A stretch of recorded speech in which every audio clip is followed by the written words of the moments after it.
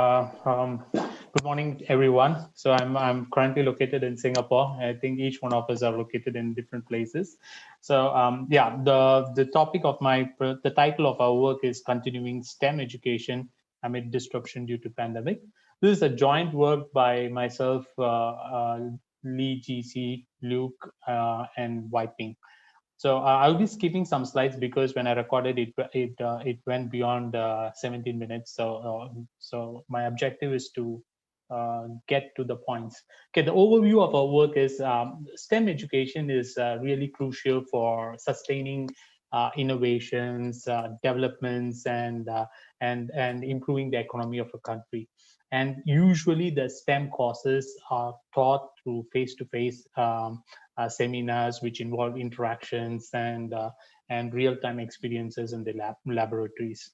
And we use e-learning. The STEM courses also use e-learning, but the e-learning is always considered as a supplement to aid students to easily learn the subjects, like providing them like bite-sized information so that they can digest the difficult topics and easy to understand and see the big picture. And usually we have business continuity plans that work well if there is a physical or technological disruptions. But when there is a whole country, the entire world is disrupted, these BCP plans, the business continuity plans, fails miserably. It doesn't work. What in this work we did was we outlined the impact of COVID-19 on the day-to-day running of the university. What were the measures taken by the university and the school? And we also did a survey of our students to understand to get their perspective of the changes and the effects that has happened due to the COVID-19. And we also did a comparison of the academic performance, like before the COVID-19 and during the COVID-19, because this COVID-19 took place during the Jan semester, and we had our January semester examinations. So the students that did their studies during the lockdown period and took the assessment. So we wanted to compare how did the students fare during the pandemic to the one before the pandemic. Okay, we SUSS is Singapore University of Social Sciences. Our SUSS seeks to inspire lifelong education and transform society through social sciences. It has 5 schools, and myself from School of Science and Technology, which offers STEM courses. It has various degree programs starting from aerospace, biomedical, electronics, all the way to human factors and safety. The SST school has a student population of over 2,000. Okay, the next few slides I'm going to say what is our normal operation. Like, there is no COVID, what is our normal operations? And our students, right, are part-time students. They come to the classes in the evening. So most of our courses have seminars which are face-to-face in nature, and these face-to-face seminars have end of the seminars have group assignments and discussions on real world problems. And we also have lab sessions where the students have to come down to the campus to access the laboratories. And some of the courses were also presented as e-courses, but the e-courses is not completely online. It's had a mixed mode. Some courses were fully online, like for example, the intellectual property and patents, which is mostly on case studies and can be taught online. But other courses had a mixture of both online, 50% online and 50% like they have to come to face-to-face classes. So and the students were involved to perform the lab assignments, and some of them were involved even to go out in the field and to carry out the experiments. Okay. And the assessments, most of the assessments, what we have for our STEM courses are open book exams, open book or closed book exams. So which also takes place in campus. And some courses have end of course assignment where the students are given ahead of time a set of questions. So they take it as a project work, and then they are open to refer to any resources and come up with the solutions. Okay, all assignments that are submitted goes through a plagiarism checking system. We use Turnitin, which gives out a score, and that using the score we check whether the report has been plagiarized or not. Okay, and for the grading wise, I need to provide this information so that you understand the comparison of results when we do the last deck of slides. So usually we continuously monitor the student performance using the cumulative grade point average, CGPA, and the CGPA is determined by the course grades. The course grades are a weighted combination of the continuous assessment score, which is OCAS, and the final exam score, which is the OES. So to pass the course, the student has to pass both continuous assessment as well as the final exam. Okay, and usually the FRS is between 0 and 100%. Okay, so if a student to graduate from the program, he or she has to have a CGPA greater than 2.0.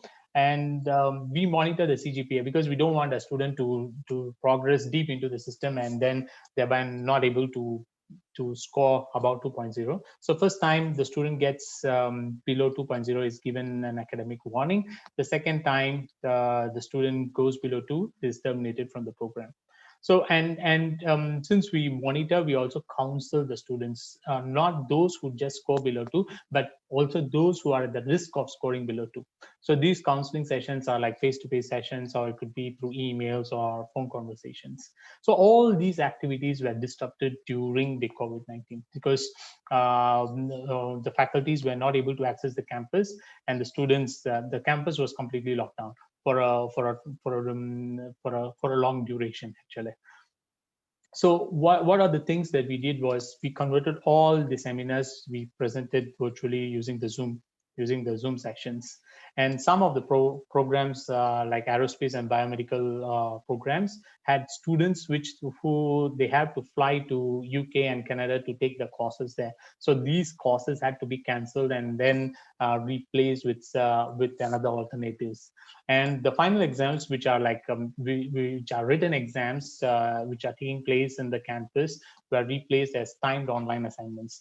The time online assignments is similar to ECA, but the thing is the question paper is released at a particular time slot. Okay, and the students are given a fixed time to answer the question. They can answer it from anywhere as long as they are connected to the internet. So they can even write on a paper, scan it, and then upload it to our learning management systems. So this was very much welcomed by our students too. And for the labs, so we had to move all our labs, majority of the labs to conduct it virtually. Some of the questions and experiments had to be replaced.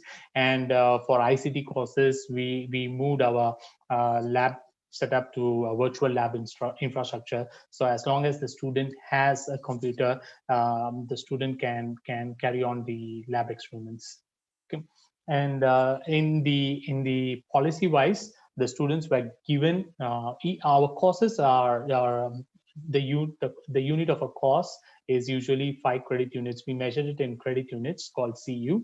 So students were given the option to convert up to 25 CUs as pass or fail. So if a student scores a very bad grade, like a D grade or a C grade, the student is given the option to convert to a pass or fail. So when a student converts it to a pass or fail, then it doesn't affect the CGPA. And at the same time, it doesn't stop them from graduating the program. They do complete the credit units, but it is not counted towards the CGPA. This 25 CUs is about 5 courses, and it's not for every pandemic. It's for the entire duration of the study. Okay, and they can use it during this Jan semester, July semester, and maybe at most 3 semesters. And for some courses where, for example, the fire safety and management course in the human factors and safety,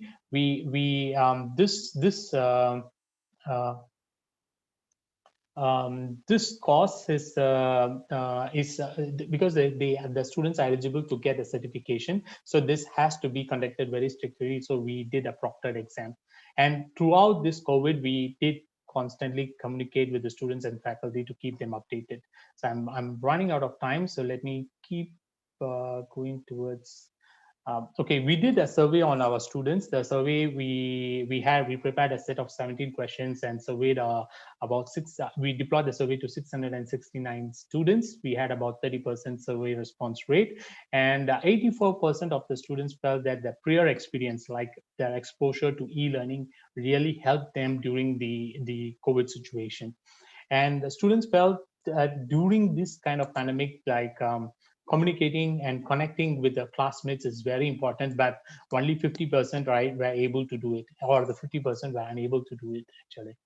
And after going back, let's say that this COVID situation is resolved, if we go back to the normal state, then the students wanted to have an option, right? They prefer to be given a choice to either attend the face-to-face or virtual. They don't want to be given like a forced option to attend just the face-to-face or the virtual. And the two TOAs were very well received by the students, and the support given by the school and the university were also were much appreciated by the students. The comparison, what we did is we did a PAT-T test we compared the semester GPA during the Jan semester with the CGPA of the July semester. And when we do the PAT-T test, we saw that there is a significant improvement in the performance. Okay, there were about 1,830 students who took the exams in the Jan 2020 semester. So then we kind of dwelled deep into it, and then we saw by students and courses.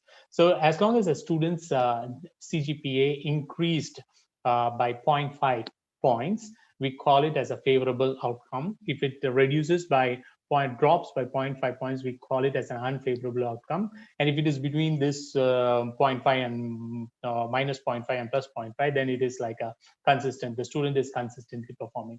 So in fact, we expected less number of students to have favorable outcome, but it turned out that more number of students. Only I expected about 358 students to perform well, but it turned out that 633 students did well in these courses. I mean, had a CGPA, SGPA increased by 0.5 or more. And we also looked at the courses. If a course has more number of higher grades from B plus and above, then we call it as a favorable, the course has a favorable outcome.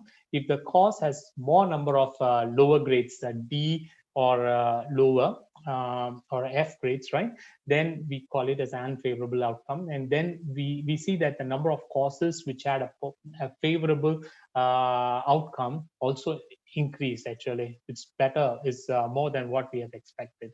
So overall we see there is a better performance during the COVID-19 situation, but we cannot conclude that it's just because of the COVID or just because of online. Okay, one important thing is because during the circuit breaker period or the lockdown, students who are working adults were also like working from home instead of working from their company. So they don't need to shuttle between the workplace, university, and the family. So they were much more focused during the COVID-19 lockdown period. And some of the conclusions, the points that we observe is constant communication during the COVID-19, any pandemic, is very crucial to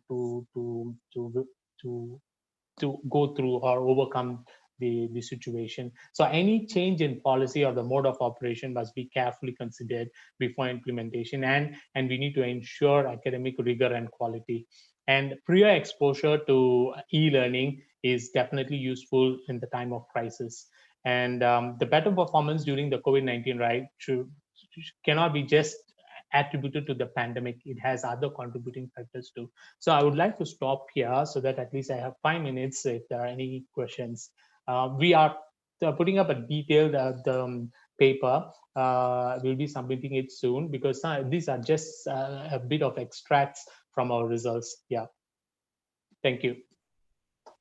Thank you very much, Dr. Lokesh. Now we have time to open the floor for some questions. If you would like to ask any questions, you can just unmute yourself and speak directly, or you can also use the Zoom chat here.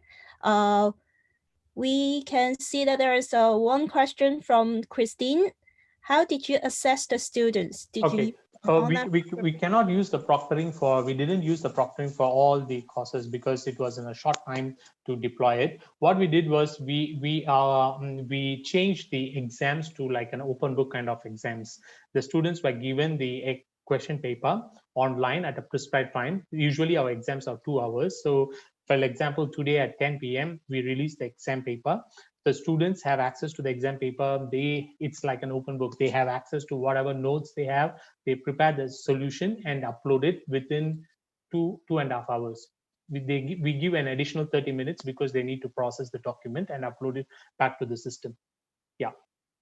So and the marking is same as that of an exam paper. Yeah. There is one more question from first from Canon. What other factors do you think in your context contributed to the increase in favorable outcomes? Okay, because our students are because all our students are part-time students. So the major change that we saw in the COVID was our students, they were also not going to work actually for the workplaces. They were working from home. And usually in the normal situation, our students have to commute from their workplace to the university and also juggle the family. Now during the pandemic, right, it solved that problem, and they were like located in one location and much more focused. So I personally feel that that is the most contributing factor for the improved performance. Okay, we also have one question from Muhammad. I would like to know what the students' feedback on using Zoom for their lectures. For our case, since our students are like already part-time, they were much more like active in raising the questions, and also the faculty members, right?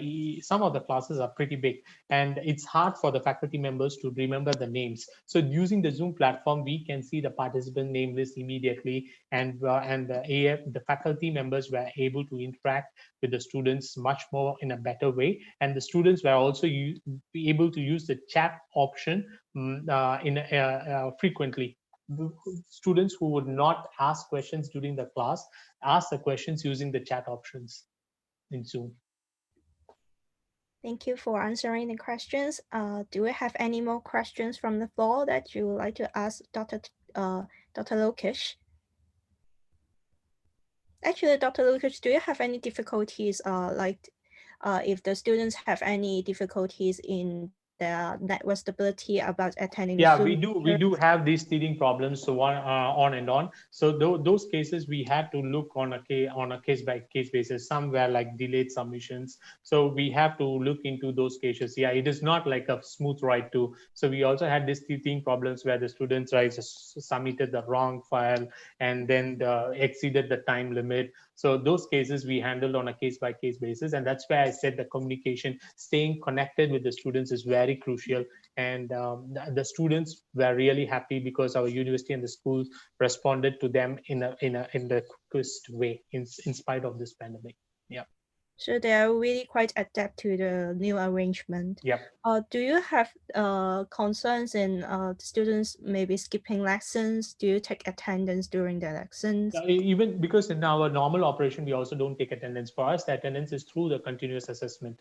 That's why we need the students to pass the continuous assessment to pass a course. So through the performance in the continuous assessment, that's where we ensure that the students follow the course materials. Because our students are working adults, we don't want to like babysit them for the classes. Yeah. Okay. Thank you very much for your presentation and Thank the you, Man. Yeah, sharing. thank you. I guess we can move on to our next speaker right now.